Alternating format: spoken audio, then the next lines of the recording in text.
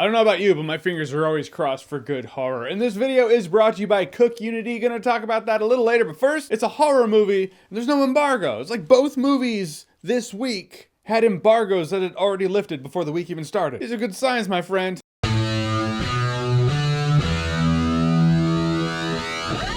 So Black Phone's a new film directed by Scott Derrickson. Yes, he directed Doctor Strange, but more notably, or at least comparable to this movie, he directed Sinister, and before that, The Exorcism of Emily Rose, which I think is an underrated movie in terms of supernatural horror, also courtroom drama. So that mix of horror and drama he brings to Black Phone. And when I saw it with Scott Derrickson, I was like, I'm in. Sinister was one of those movies. When I saw it, I was like, a movie hasn't creeped me out like that in years. And even to my recollection, I don't think a movie's creeped me out as much as Sinister since Sinister, in the first one anyway.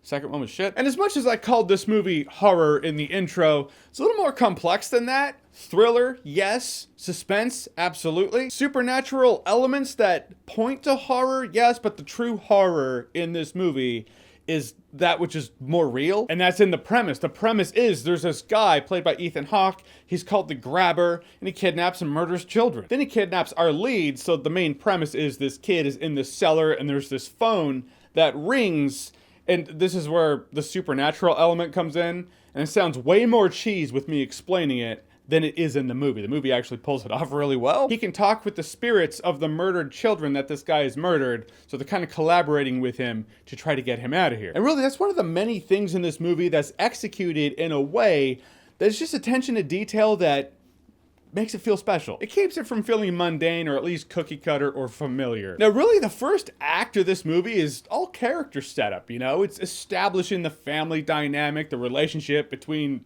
the brother and sister leads. Played by Madeline McGraw and Mason Thames. It's Thames or Thamus.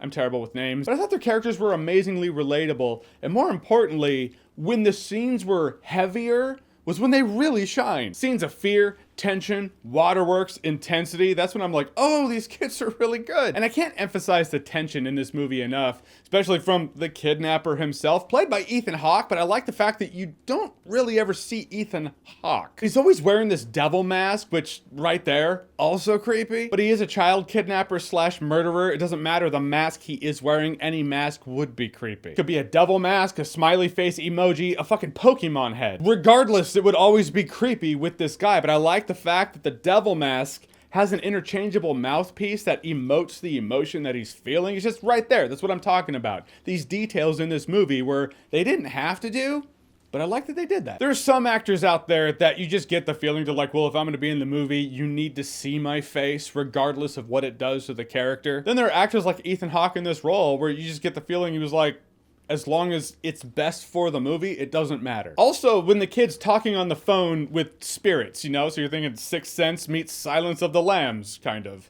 Actually, if I had to pitch this movie, that's exactly what I would say. But right there, you see the spirit of the kid talking to the main kid, but the main kid can't see the spirit of the kid. You can just hear him on the phone. And the phone has that crackly, scratchy, talking on the phone audio to it. But when the spirit of the kid's talking, you see his mouth moving. So it's a really neat detail of how you see the spirit talking, but you hear the spirit on the phone. Hope I'm explaining it correctly, because it's a detail I really liked in the movie, and if you're not seeing it the way I'm trying to explain it, I apologize. There is an arc in this movie, or at least with a character in this movie, where I get what they were trying to do, but the character shows up at a point, and then he's not really used, and then he's almost used and then not used. I get what they were trying to illustrate with that element of a family dynamic. It's one of these situations where if I found out the character was added to the movie when the movie was almost done filming, I wouldn't be the least bit surprised. I mean, it works for the movie, just not in the most organic way, but you know, I guess it works. But in the end, this is Scott Derrickson doing a thriller in a way I've come to know him to do a thriller. You take something that sounds cookie cutter, but you add elements and details in there to make it stand out. Just in terms of filming and execution, there are movies that take place in the 70s, but you can still tell you're dealing with a 2020s zeitgeist. You might be able to fool a couple people that don't know about this movie and be like, oh yeah, it was totally filmed in 1979. And they might actually believe you. Again, devil's in the details. I like this movie for that. I always like being surprised, especially in this genre. Don't go in expecting cheap thrills. Don't get all drunk with your friends and be like, all right, sweet, yeah, Bloodfest. It's not like that. This is a missing persons thriller with a supernatural element to it. Because I'm probably gonna buy this one on Blu-ray. In the end, I walked away going, What a good week of movies. Elvis, Black Phone, it's a good time. And as I mentioned earlier, this video is brought to you by CookUnity. CookUnity is a chef-to-consumer platform delivering freshly prepared, pre-selected meals right to your doorstep. And they're prepared in regional micro-kitchens, not big warehouses or production facilities. Meals arrive fully cooked, so all you have to do is warm it up, you're good to go. And I noticed they're kept cool on the packaging, but they're not frozen. I appreciate that. They even have vegan, paleo, and gluten-free options. I'm a creature of habit, you know, I tend to eat the same thing every day, just because it works. So it's cool that there's a service like this that makes it easy for me to branch out in my weekly flavor profile. The previous meal that I had was chicken cordon bleu by Chef Ruben Garcia. I'm 50-50 as to whether or not I'm gonna throw a house party, order about 10 of these meals, and pull the Doubtfire. They probably won't know they weren't prepared or made in my house. Sorry, chefs.